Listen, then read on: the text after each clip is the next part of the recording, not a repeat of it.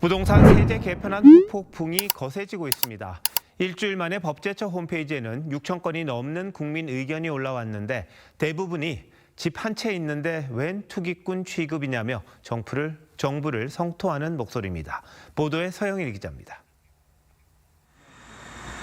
학군지로 유명한 서울 대치동. 지난 3일 정부의 세제 개편안 발표 이후 세입자들이 때 아닌 전세난을 겪고 있습니다.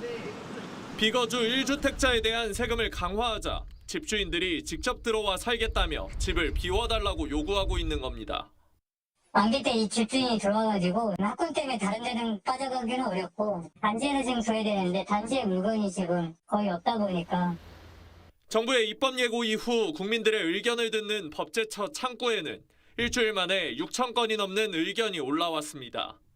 세금 부담이 많아진 고가주택 보유자나 비거주 1주택자들의 불만 목소리가 많습니다.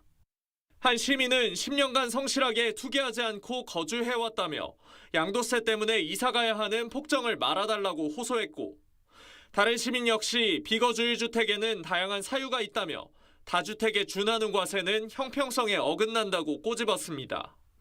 거의 뭐 1억대에 달하는 이런 상황이니까 노령자 보내는 월급제도 그거 견딜 수 있겠습니까? 서울에서 근무를 못할 수 있는 가능성도 높습니다. 세금이 너무 많이 발생되는 게 실거주를 기준을 채우지 못하게 돼가지고 그게 좀 많이 억울합니다. 이번 세제 개편안은 14일 동안 국민 의견을 수렴한 뒤 국회 의결을 거쳐 시행됩니다. TV조선 서영일입니다. 정부가 부동산 세제 개편안을 발표한 지 일주일이 지났습니다만 시장은 계속해서 혼란스럽습니다. 곳곳에서 불만이 터져 나오면서 정부 여당은 보완책을 마련하겠다고 진화에 나섰는데요. 경제부 이유경 기자와 함께 뉴스더에서 세제 개편안의 파장 더 알아보도록 하겠습니다. 이 기자, 강남 고가 아파트 세금 부담이 많이 늘었잖아요. 매물이 나오고 있습니까? 네, 강남 3구 매물 늘었습니다. 강남구의 경우 발표 전 9,400건 정도에서 이제는 10,000건을 넘어서며 6% 넘게 늘었는데요. 보유세 부담이 생각보다 크게 늘 수 있기 때문에 절세를 노린 매물이 나오고 있는 것으로 보입니다. 호가도 떨어지고 있습니다. 압구정의 한 아파트는 35평형이 68억 원까지 거래됐던 데서 호가가 59억 원으로 60억 원 밑으로 떨어졌는데요. 하지만 사겠다는 사람은 사실상 실종 상태입니다. 시세보다 싸게 나와도 25억 원 초과 아파트에 대한 대출 한도가 2억 원인데다가 현금 부자만 살 수 있습니다. 앞으로는 세금 부담도 계산해야 하기 때문입니다. 공인중개사의 말 들어보시죠. 사실분들 입장에서는 그분들도 고민이죠. 결국에는 상한제 적용을 받는 것을 염두에 두는데 10년 이상 거주한다더라도 받을 수 있는 폭은 10억이란 말이에요. 반면에 이제 보유세는 계속해서 원가급은 다가오고. 자, 그럼 세금이나 대출에서 상대적으로 자유로운 게 서울 외곽 지역인데 그쪽은 또 뭐 어떻습니까? 네, 15억 원 이하 아파트가 몰려있는 서울 외곽은 집값 상승세가 이어지는 분위기입니다. 저희가 취재를 해보니 서울 성북구의 한 아파트는 지난 토요일에도 신고가를 쓰기도 했습니다. 6억 원까지 대출을 받을 수 있는 기회가 있는 데다 서울 집값이 계속 올라 포모 심리도 작용하면서 신혼부부 등 실수요가 계속 들어오고 있는 겁니다. 지금은 중저가 아파트가 서울 집값 상승을 이끌고 있는 만큼 이번 세제 개편안의 효과가 제한적일 수 있습니다. 네. 근데 이번 세제 개편안이 오히려 전월세난은 부추길 수 있다 이런 우려가 나왔잖아요. 실제 그런가요? 어떤가요? 네, 이번 세제 개편안에서 비거주 1주택자의 보유세와 양도세 부담이 모두 커졌습니다.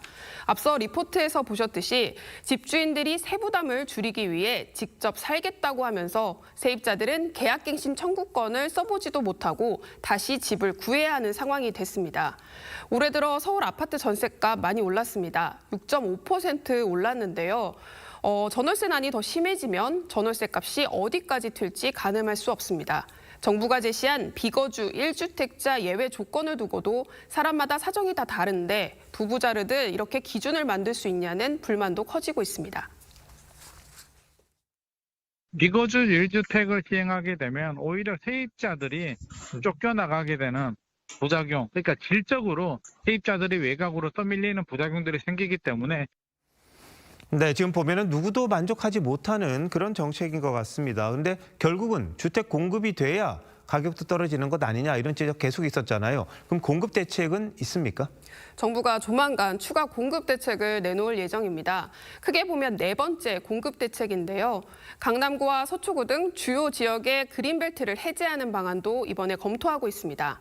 다만 그린벨트가 해제가 돼도 토지 보상 등으로 착공까지는 시간이 걸릴 수밖에 없습니다. 앞서 발표한 공급 후보지들 역시 아직 진척이 안 되고 있습니다.